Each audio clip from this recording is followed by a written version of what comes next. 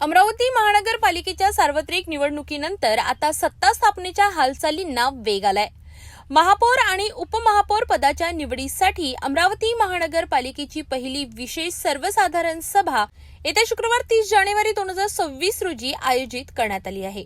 या सभेत महापौर व उपमहापौर पदाची निवड करण्यात येणार असून यासाठी अधिकृत कार्यक्रम पत्रिका जाहीर करण्यात आली आहे।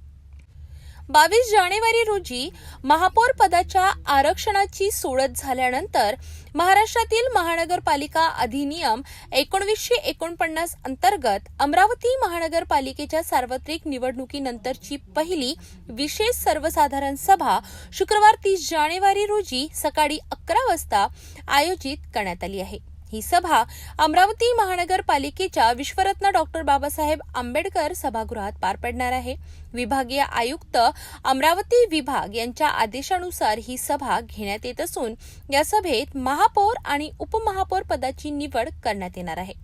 महाराष्ट्र महानगरपालिका महापौर पदाचे आरक्षण नियम 2006 नुसार अमरावती महानगरपालिकेचे महापौर पद हे सर्वसाधारण प्रवर्गासाठी आरक्षित करण्यात आले आहे।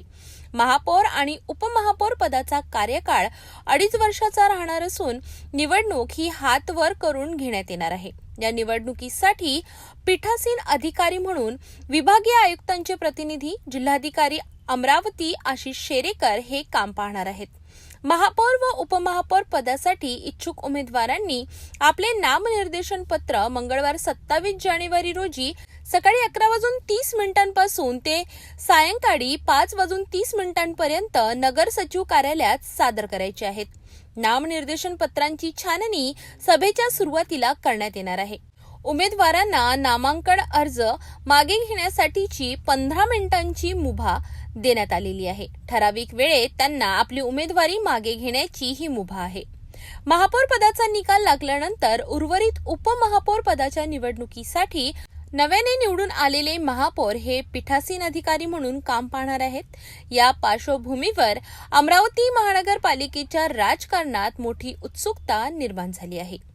अमरावती महानगरपालिकेच्या पहिल्याच विशेष सभेत महापौर आणि उपमहापौर पदाची निवड होणार असल्याने सर्वांचे लक्ष या सभेकडे लागले आहे। कोणाच्या गळ्यात महापौर पदाची माळ पडते हे पाहणे आता सगळ्यांसाठीच औत्सुक्याचे ठरणार आहे।